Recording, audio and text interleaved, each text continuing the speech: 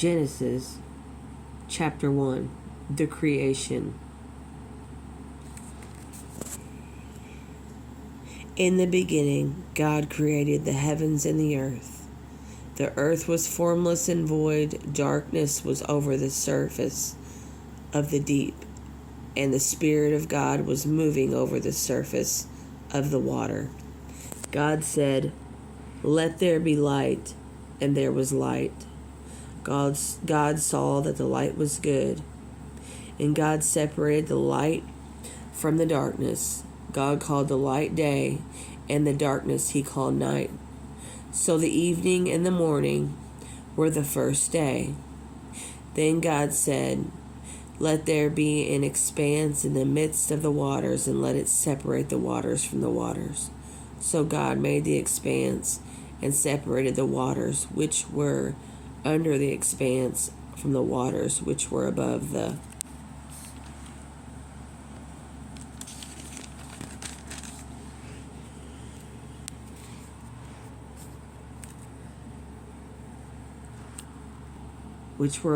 expanse. And it was so. God called the expanse heaven. So the evening and the morning were the second day. Then God said, "Let the waters under the heavens be gathered together into one place, and let the dry land appear." And it was so. God called the dry land earth, and the gathering together of the waters he called seas. Then God saw that it was good. Then God said, "Let the earth produce vegetation, plants yielding seed, and fruit trees on the earth yielding fruit after their kind, with seed in them." And it was so. The earth produced vegetations, plants yielding seed after their kind, and trees yielding fruit with seed in them after their kind. And God saw that it was good. So the evening and the morning were the third day.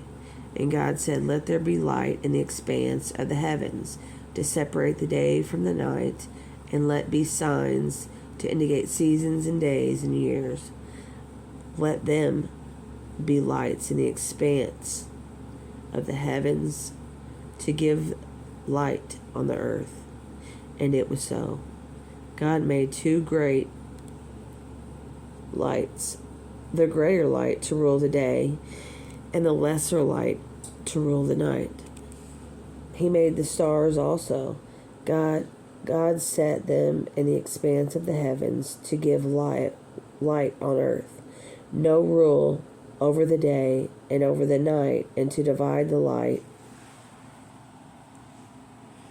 from the darkness. Then God saw that it was good. So the evening and the morning were the fourth day. Then God said, "Let the waters swarm with swarms of living creatures, and let the birds fly above the earth in the open expanse of the heavens."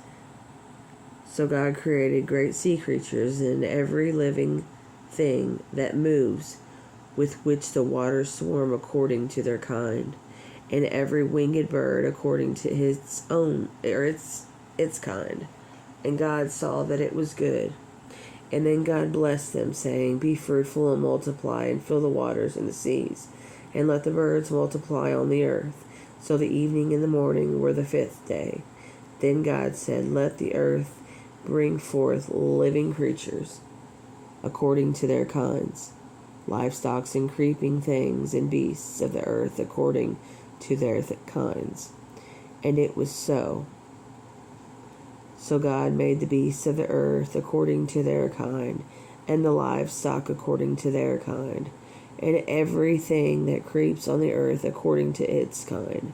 And God saw that it was good. Then God said, "Let us make man in our image after our likeness, and let them have domination over the fish of the sea, and over the birds of the air, and over the livestock, and over all the earth, and over every creeping thing that creeps on the earth."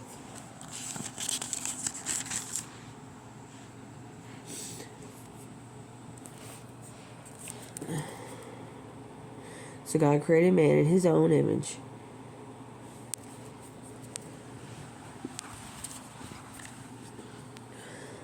So God created man in his own image.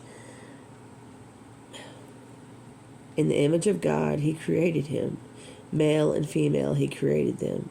God blessed them and said to them, "Be fruitful and multiply and replenish the earth and subdue it. Rule over the fish of the sea and over the birds of the air and over every living thing that moves on the earth."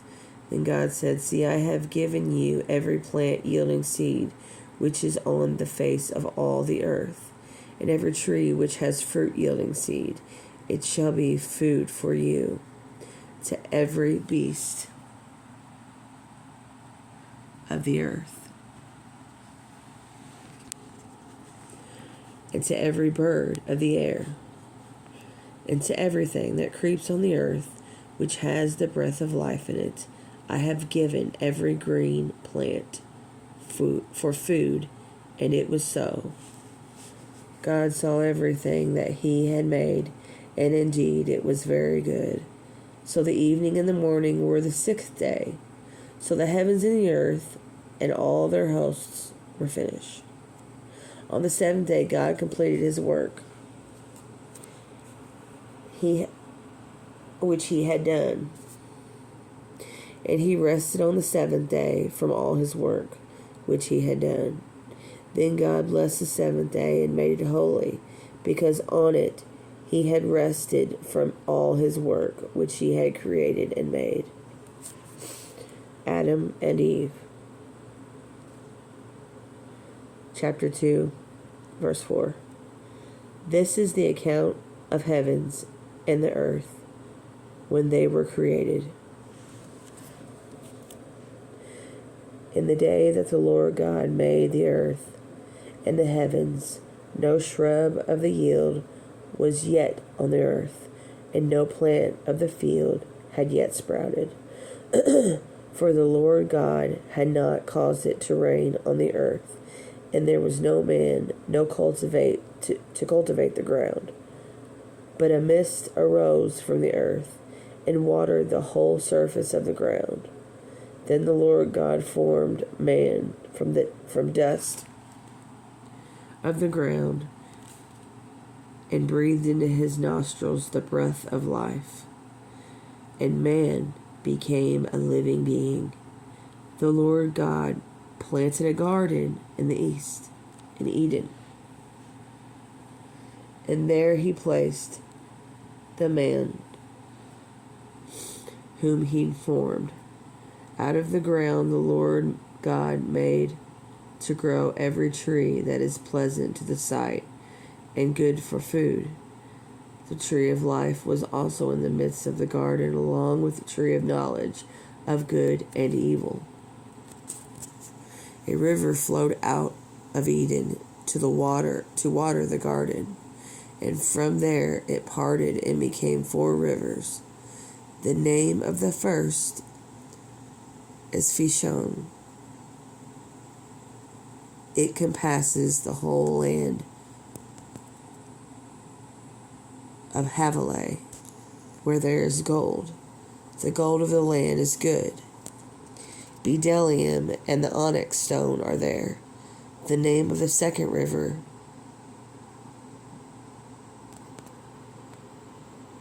is Gihon. It compasses the whole land of Cush. The name of the third river is Tigris. It goes toward the east of Assyria. The fourth river is the Euphrates. The Lord God took the man and put him in the garden of Eden to till it and keep it. And the Lord God commanded the man, saying, "Of every tree of the garden you may freely eat, but of the tree of the knowledge of good and evil you shall not eat. For in the day that you eat from it, you will surely die." Then the God said, "It is not good that the man should be alone. I will make him a helper suitable for him." Out of the ground the Lord God formed every beast of the field and every bird of the sky. and brought them to the man to see what he would call them. Whatever the man called every living creature, that was its name. The man gave names to all the livestock, to the birds of the air, and to every beast of the field. But for Adam there was not found a helper suitable for him. So the Lord God caused a deep sleep to fall on Adam, and he slept. Then he took one of his ribs and closed up the place with flesh. Then the rib which the Lord God had taken from man, he made into a woman, and he brought her to the man. Then Adam said, "This now bone of my bones, flesh of my flesh. She will be called woman, for she has been taken out of man." Therefore a man will leave his father and his mother and be joined to his wife, and they will become one flesh. They were both naked, the man and his wife, and they were not ashamed. The fall. Chapter 3, verse 1. Now the serpent was more subtle than any beast of the field, which the Lord God had made. And he said to the woman, "Has God said to you, you shall not eat of any tree of the garden?" And the woman said to the serpent, "We may eat of the fruit from the trees of the garden, but from the fruit of the tree which is in the midst of the garden, God has said, you will not eat of it, nor will you touch it, or else you will die." Then the serpent said to the woman, "You surely will not die, for God knows that one day you eat of it, your eyes will be opened, and you will be like God, knowing good and evil." When the woman saw that the tree was good for food, and it was pleasing to the eyes, and a tree desirable to make one wise, she took of it its fruit and ate. She gave to her husband with her, and he ate. Then the eyes of both were opened, and they knew that they were naked. So they sewed fig leaves together and made coverings for themselves. Then they heard a sound of the Lord God walking in the garden in the cool of the day, and the man and his wife hid themselves from the presence of the Lord God among the trees of the garden. The Lord God called to the man and said to him, "Where are you?" He said, "I heard your voice in the garden, and I was afraid, because I was naked, so I hid myself." And he said, "Who told you that you were naked? Have you eaten from the tree of which I commanded you to not eat?" The man said, "The woman whom you gave to be with me, she gave me the fruit of the tree, and I ate." Then the Lord God said to the woman, "What have you done?"